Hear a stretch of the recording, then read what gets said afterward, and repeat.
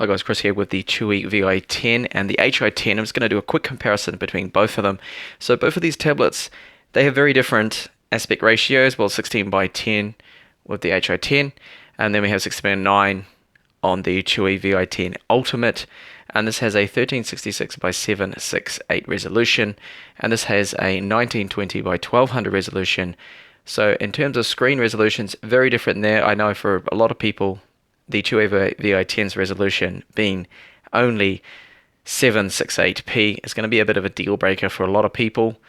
And the 1200 resolution, personally, I like the 16 by 10 ratio better. It just happens to, it's a personal choice that I just find that the browsing on it does look a little bit better. And for movies, of course, this is probably going to be a little bit better, but only if you're watching HD movies and not full HD movies. But because you don't have any borders. You do get a few borders with the 16 by 10 ratio. So those are the major differences there. When it comes to design, I do actually like the Vi10 Ultimate design. I think it feels a little more solid because even though it does have a glass on the rear, we do have this metal trim around it that tends to look a little bit nicer, and it does just in hand feel just that little bit more solid than the more plasticky feeling Hi10, which I'll show you shortly.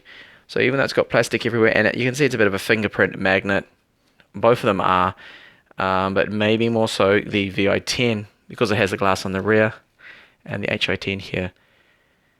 The build is completely plastic. There is no metal trim around there. It's just plastic all round. And we do have this textured back that has a bit of a pattern on there, but it does still attract fingerprints, and you can, hopefully in the camera you can see now there's a few smudges and things all over the place there with it. So they're quite similar to when it comes to the port layout. On the left hand side is where we have all the action, and now the Chuwi Hi10 does have a USB 3 port, something that the Vi10 doesn't.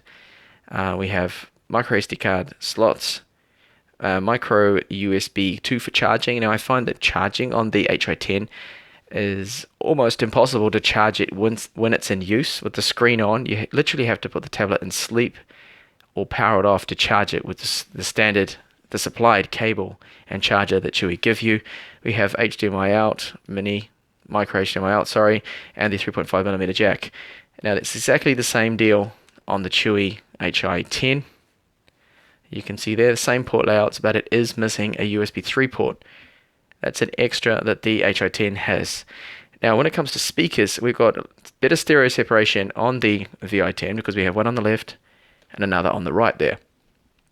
Something that the Hi10 doesn't have because they're both on the right-hand side, and the speakers are actually worse off on the Hi10. They are not very loud. I mean, they've got a bit of volume to them, probably about the same loudness or a little bit less than the Vi10, but the Vi10 has definitely better stereo separation, and they tend to have a little bit more mid-range to them. But both of these tablet speakers aren't really up to the standard of the likes of the Surface Pro 4 or even the Xiaomi Mi Pad 2 that I have tested out. Now, performance of these two tablets is pretty much identical. I'll show you some scores. So these are our port speeds, and the eMMC speeds here. The drive that is on the Hi10 is a Hynix. It's a little faster. This is the 64GB version of both models. And if I go and show you the Toshiba drive, you see the write speeds there are a little bit slower. But it could be that they use different batches on these machines. Later on, they might even use the Toshiba, that same drive, in the Hi10. I think Chuwi just tends to grab whatever they have on hand, whatever they get the cheapest prices for. So there's various different batches are used on these tablets. And the benchmarks I'll show you. Very similar. So both of them, they have the Atom, the Cherry Trail X5 Z8300. And this is the scores when it comes to Geekbench 3. A tiny bit of a difference there. And I'll just show you some of the 3D Mark scores. There we go. So that's 3D Mark 11. Pretty much the same score, 6 points in it. CloudGate, slightly faster on the Vi10. iStorm And Almost thermals on identical. both of them, unfortunately, both of them run hot. They do get up to 85 degrees, but they don't actually trigger any thermal throttling. Oh, not that I've noticed. It hasn't actually ever come on, but that's pushing the tablets pretty hard gaming. And just quickly show you, I think I have a screenshot of that. That is actually just a quick look there. The slight difference between the wireless chipset used. So we've got the Broadcom chipset that was used in the Vi10, and then the Realtek chipset, but they're both wireless in. To get back to the thermal, sorry, I'll just quickly show you. I do have a print scheme here of thermals. We can see that it did actually get up to 85 degrees. And the same for the Vi10. Once I pushed it really hard, it would normally sit around 80. It did run maybe about 5 degrees cooler, but once I was gaming on it and charging it at the same time, the Vi10 Ultimate actually did hit 85, but it didn't actually trigger, according to HW Info, any thermal throttling. But it's still too hot. These cherry trails, I'm not really particularly that impressed with them. I mean, they are a step up when it comes to micro SD card support, HDMI output, and graphics. A little bit more power, but they do run hotter. Now, battery life on both of these tablets there's a bit of a difference here, and that's down to the screen. Now, the screen is brighter on the Hi10. I'm running at 50% brightness on both of them.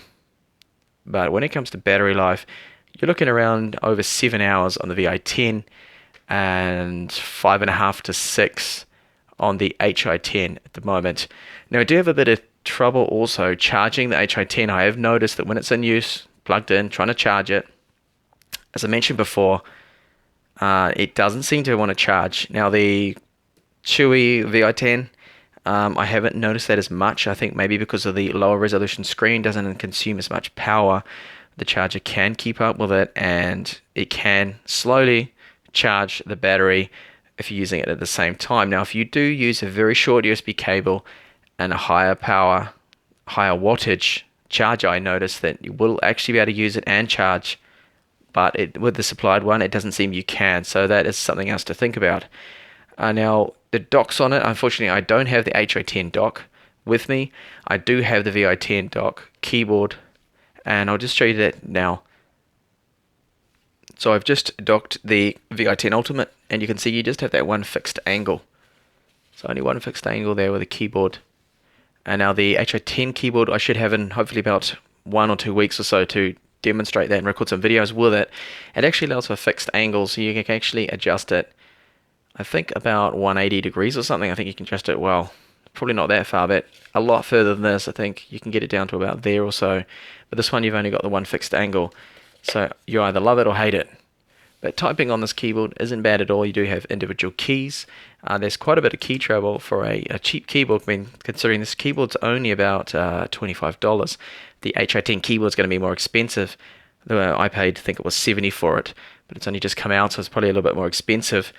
And you're probably going to get more space to work with, at least on this tablet here, because of course it's wider. It's 10 by 6 inches, giving us more space to work with, whereas the Hi10 is only a 10.1 inch screen, which I'll put right here. You can see how much smaller that is.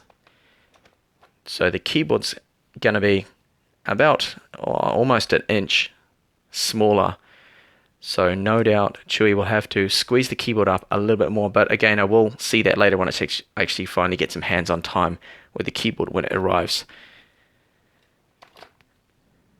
So my pick of the two, I mean, it's not actually that hard to decide between both of these. You have to really think about what you want in terms of screen. Can you actually put up with having a low resolution screen, or do you like the 16:10 ratio more? The better screen, the faster, superior screen is definitely in the Hi10, and you do have USB 3 port, which obviously if you want to run a USB 3 flash drive, that's the one you want to go for, and it is a slightly more expensive model. So choosing between the two, really, I think I would go for the Hi10 at this point. So that's a comparison there. Hopefully it was helpful to you. Thank you for watching the video, and hopefully see you on the channel with more up and coming videos. Bye for now.